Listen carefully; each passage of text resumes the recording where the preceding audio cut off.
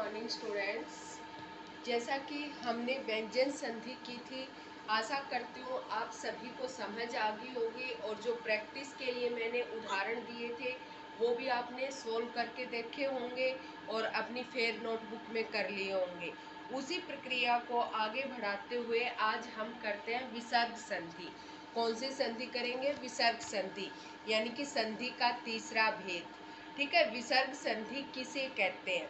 विसर्ग संधि देखो कि यदि विसर्ग के बाद कोई भी स्वर या व्यंजन आने से जो विसर्ग में विकार उत्पन्न होता है, विकार यानी कि बदलाव है, विसर्ग को जिस रूप में अलग रूप में बदला जाएगा, विसर्ग रहेगा नहीं वहाँ, तो उसको क्या कहते हैं? हम विसर्ग संधि कहते हैं। देखो जैसा लिखा गया है कि विसर्ग के बाद स्वर या व्यंजन आने से जो विसर्ग में जो विकार होता है से विसर्ग में जो विकार उत्पन्न होता है उसे क्या कहते हैं? विसर्ग संधि कहते हैं। जैसे उदाहरण दिया मनः प्लस बल, यहाँ देखो इसका संधि क्या बन गई? मनोबल। तो यहाँ विसर्ग को क्या हो गया? ओ विकार हो गया। विकार यानी कि बदलाव, आप इसको परिवर्तन भी कह सकते हो, विकार भी कह सकते हो, बदलाव भी कह सकते हो। तो मनः प्लस बल मनोबल, तो यहाँ ये विसर्ग को ओ विकार हो गया, तो इसलिए ये क्या कहलाएगी? विसर्ग संधि कहलाएगी।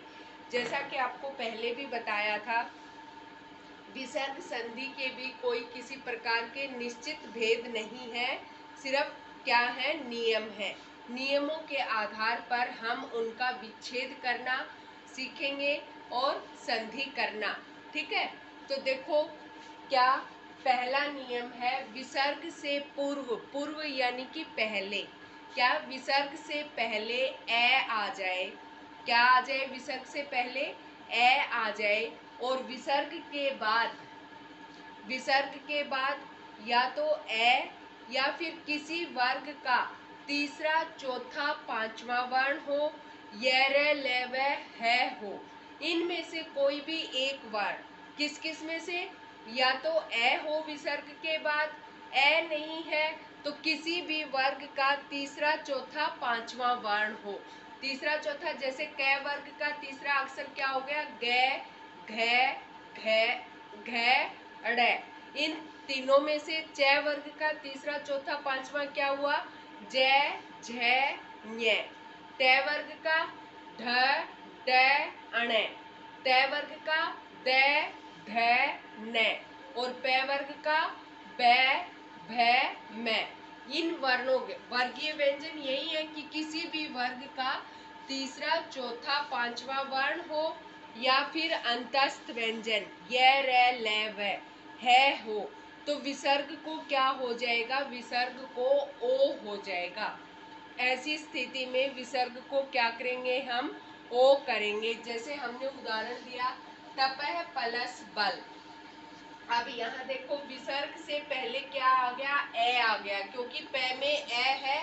प क्योंकि कोई भी व्यंजन वर्ण होता है वो क्या होता है? हलंत होता है, आधा होता है, जब तक उसमें स्वर ना मिले हुए हों।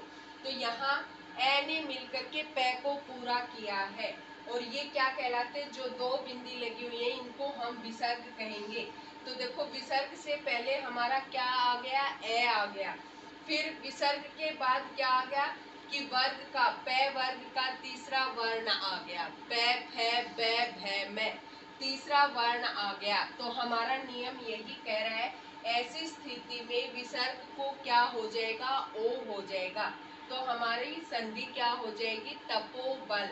इसी तरह मनोहर, मनः विसर्ग से पहले न में ए आ गया, और यहाँ क्या कहा था? वर्ग का तीसरा, चौथा, पांचवा वर्ण हो या य, र, ल, व, है हो, तो विसर्ग को हम क्या करेंगे? विसर्ग को ओ कर देंगे। तो क्या बन गया? मनोहर। ये है, ये भी इसी नियम का है, मनोबल। मनः प्लस बल, मनोबल। ठीक है, फिर अगला नियम है, पहले आप ओरली सुन लो, बाद में लिखवा दूंगी। क्या? कि यदि विसर्ग से पहले, क्या? विसर्ग से पहले ए आ से भिन्न स्वर आ जाए। क्या नहीं होना चाहिए? ए या आ नहीं होना चाहिए। किससे पहले? विसर्ग से पहले। ठीक है। और विसर्ग के बाद सेम यही सिचुएशन रहे कि या तो ए आ जाए या किसी भी वर्ग का तीसरा चौथा पांचवा वर्ण हो या य रे ले व है हो, तो विसर्ग को ऐसी स्थिति में क्या हो जाएगा? विसर्ग को रे हो जाएगा। यहाँ अगर विसर्ग से पहला वर्ण ए था तो विसर्ग को क्या हुआ था? ओ हुआ था। लेकिन जो दूसरा नियम है उसमें विसर्ग से पहले क्या आना चाहिए? ए आ से भिन्न स्वर आना चाहिए। ए आ को छोड़कर कोई भी स्वर हो। ठीक है। और उसके बाद की सेम सिचुएशन यही नियम नंबर 1 वाली रहेगी कि या तो क्या हो? ए हो या फिर वर्ग का तीसरा चौथा पांचवा वर्ण हो या य रे ले व हो, तो विसर्ग को क्या हो जाएगा? विसर्ग को रे हो जाएगा।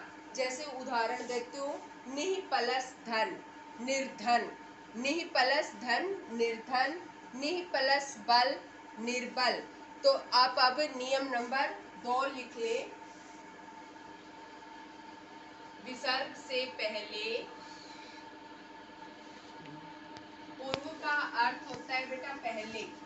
विसर्ग से पहले यदि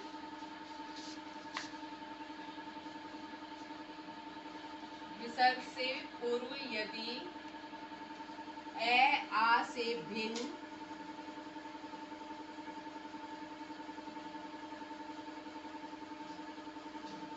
भिन्न स्वर हो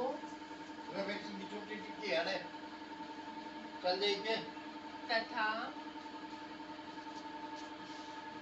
विसर्ग के बाद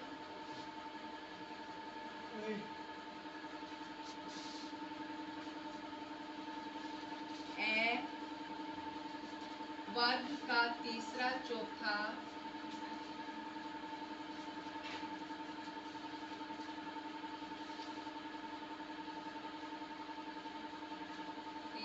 चौथा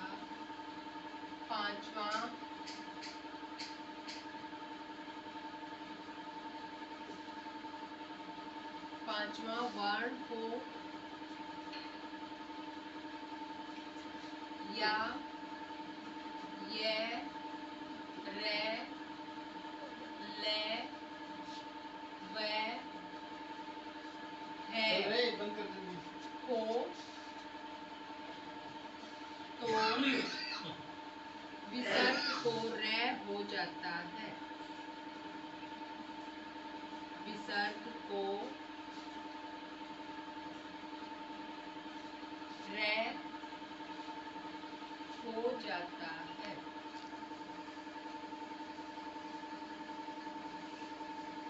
जैसे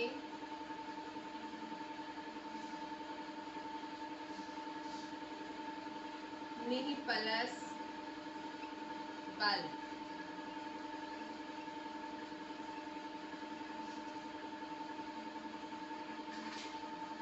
निर्बल, निह प्लस